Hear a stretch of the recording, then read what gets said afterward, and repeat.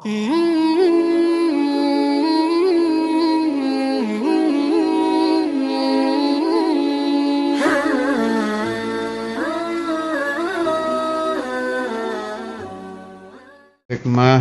ke-10. Al-a'malu suwarun qa'imah wa arwahuha wujudu sirril ikhlas fiha. Al-a'malu amal-amal suwarun qa'imah adalah surah qa'imah, bentuk-bentuk yang wujud, wa arwahuha, dan ruhul amal, ruhnya amal, wujudu sirril ikhlas fiha, adanya sir ikhlas fiha di dalamnya. Jadi ada amal, ada ruhul amal. Contoh surah qaimah tentang amal orang yang melakukan sholat. Sholat itu ya sholat, ibadah yang biasa kita kerjakan, mulai takbir, diakhiri salam. Kita nyuruh anak kecil sholat, taruh yang usia 4-5 tahun. Sholat dia, takbir, diri, baca Fatihah, ruku, sujud sampai salam. Ini surah qaimah tentang sholat, bentuknya ada. Tapi karena dia masih kecil, tidak ada ruhul amal. Hanya surah saja. Yang dimaksud Al-Imam Ibn Athaillah, amal tanpa ruhul amal tidak ada gunanya. Amal apapun, shalah, shaum, zakah, haji, dan lain-lain, harus ada ruhul amal. Atau contoh lain, orang yang mengigau. Orang mengigau melakukan sholat. Kan ada itu yang parah, penyakit mengigaunya sampai bergerak-gerak macam-macam, gak sadar itu. Nah, kan ada kata-kata kita tuh, dia gak sadar itu. Nah, itu bahasa hikamnya, dia melakukan itu tanpa ruh, tanpa ruhul amal, tanpa sadar. Bentuknya saja dia sedang sholat. Atau contoh lain, surah qaimah tanpa ruhul amal ini kafir yahfadzul Quran. Karena ada itu di zaman dulu, di zaman sekarang juga banyak kok orang kafir yang hafal Quran itu. Naam, huwa yahfadzul Quran, amal, ya'mal bihifdzil Quran, mengamalkan pekerjaan menghafal Quran sampai selesai. Tapi tidak ada ruhul amal. Mau ada ruhul amal bagaimana? Percaya kepada Allah saja tidak. Nah, kita diajak berpikir oleh Sayyid Ibn Athaillah, apakah sholat kita sudah ada ruhul amal atau belum? Apakah zikir kita sudah ada ruhul amal atau belum? Itu kalau anak-anak Darul Hadis, apakah tiap malam kita membaca rotib itu hanya surah saja atau ada ruhul amalnya? Lailatul Jum'ah kita baca maulid hanya surah saja, apa ada ruhul amalnya? Suruh dicari itu. Ruh dari semua amal ini hanya satu, yaitu al-amal li ajlillah, beramal karena Allah, atau populer dengan istilah ikhlas. Ada di hadits qudsi yang terkenal itu, kama qal al-ikhlasu sirrun min asrari auda'tuhu qalba man asya'u min ibadi. Ikhlas adalah satu rahasia dari rahasia-rahasia aku Allah. Aku titipkan di hati hamba-hambaku yang aku pilih. Jadi begitu. Wa amma sholatuna, sholat kita harian ini ya jujur ya, surah gaimah ada, ruhus sholahnya belum ada.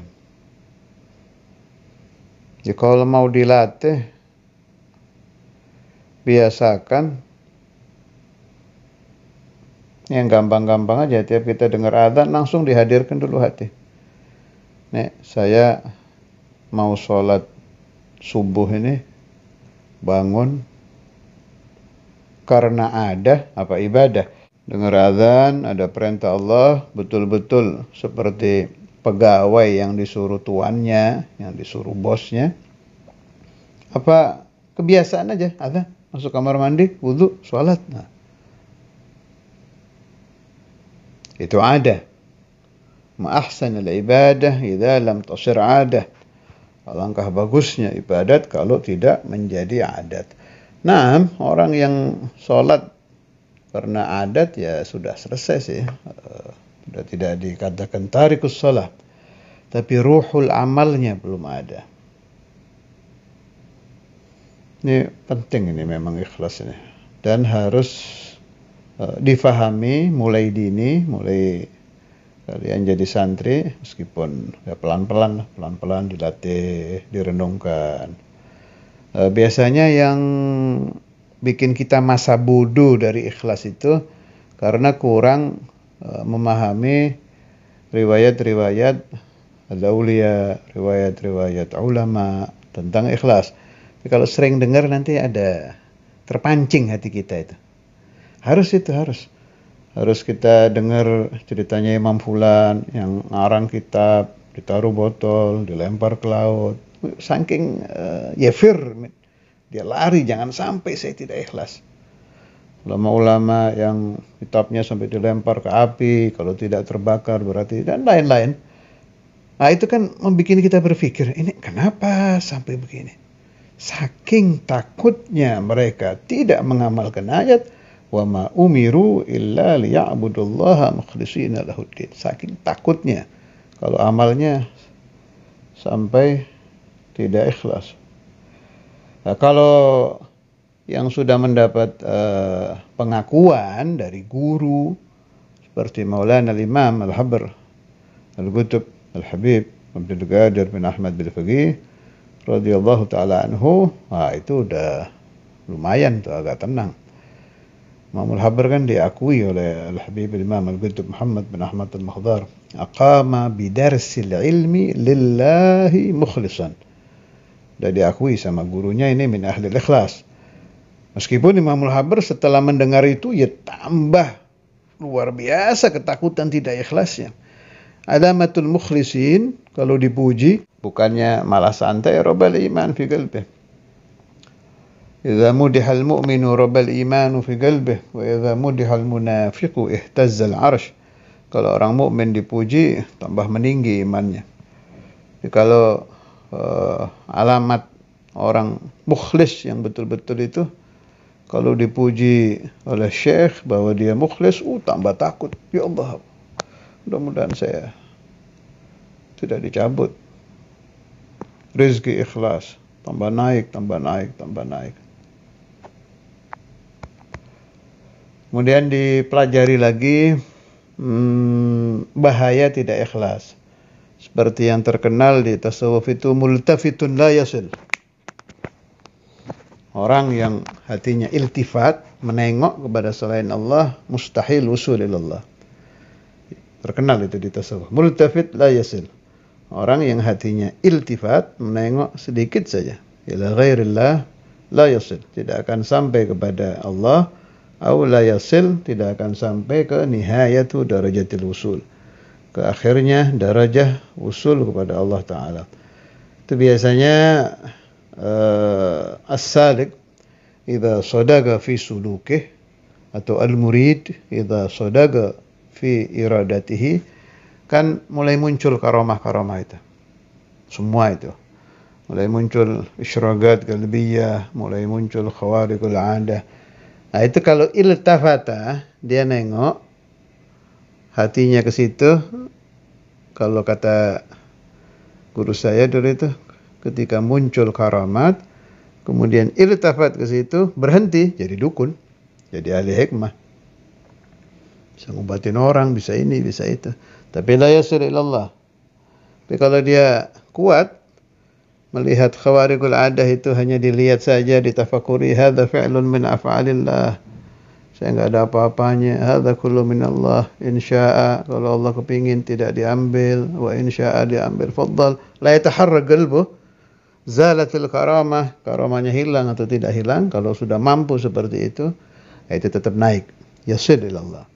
Tapi kalau nengok, berhenti, istaladza qalbuhu bil karamat, la yasil.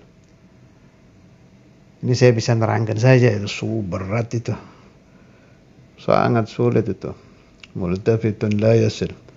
Kalau belum mengalami ya biasa saja dengar ini. Tapi kalau as-salikun, al-muridun yang pernah mengalami isyragat qalbiyah atau khawariqul 'adah minal karamat, itu menjaga hatinya sulit. Dan di situ disebut mazallatus salikin. Tergelincirnya ahli tariqah, ahli suluk, ahlul iradah itu ketika mereka bertemu dengan karamat-karamat. Rata-rata berhenti di situ. Fasaru min ahli hikmah. Jadi orang-orang sakti, orang-orang ahlul hikmah. Tapi la yasil ilallah. Nah, kalau kita sering membaca hadis-hadis Rasulullah SAW tentang ikhlas, kemudian direnungkan juga, Rasulullah SAW itu kan mewanti-wanti sahabat pakai hadis terkenal itu, innamal a'malu binniyat. Itu salah satu hadis ikhlas loh itu. Jadi yang dimaksud Rasulullah SAW innamal a'malu binniyat itu, ikhlaskan niat kamu li ajlillah. Al-a'mal la budda minan niyyah. Niatnya apa? Li ajlillah. Coba cari aja di kitab-kitab hadis, kitab-kitab hadis maksud saya. Kan pasti ada itu di depannya itu hadis. Innamal a'malu binniyat. Itu isyarah min Rasulullah sallallahu alaihi wasallam ketika beliau mewasiati sahabat. Kalau saya tidak salah ingat itu waktu urusan hijrah ke Madinah. Innamal a'malu binniyat. Itu saking pentingnya ikhlas. Wasahhil al-ikhlas fil a'mali وسائر الأقوال والأحوال والاتباع المصطفى وفقنا ومن حبه فارزقنا. وشيخنا الإمام الحبر القطب الحبيب عبد القادر بن أحمد الفقيه، وشيخنا وإمامنا سماحة الأستاذ الإمام الحافظ المسند القطب الحبيب عبد الله بن عبد القادر الفقيه، وشيخ مشايخنا الحبيب الإمام القطب أبو بكر بن محمد السقاف، وشيخه الحبيب الإمام القطب علي بن محمد الحبشي. Terus itu kalau ente teliti, mukhlis punya guru mukhlis, ahlul ikhlas sampai ke pengajar ikhlas pertama Maulana Rasulullah sallallahu alaihi wasallam, tidak akan didapati satupun dari mereka yang tidak lulus di dalam mempelajari ikhlas dan mengamalkan ikhlas. Al-ikhlasu sirrun min asrari awda'tuhu qalba man asya' min ibadi. Allahumma ja'alna minhum, Allahumma ja'alna minhum, Allahumma ja'alna minhum. Wa sallallahu ala sayyidina wa maulana Muhammad walhamdulillahi rabbil alamin.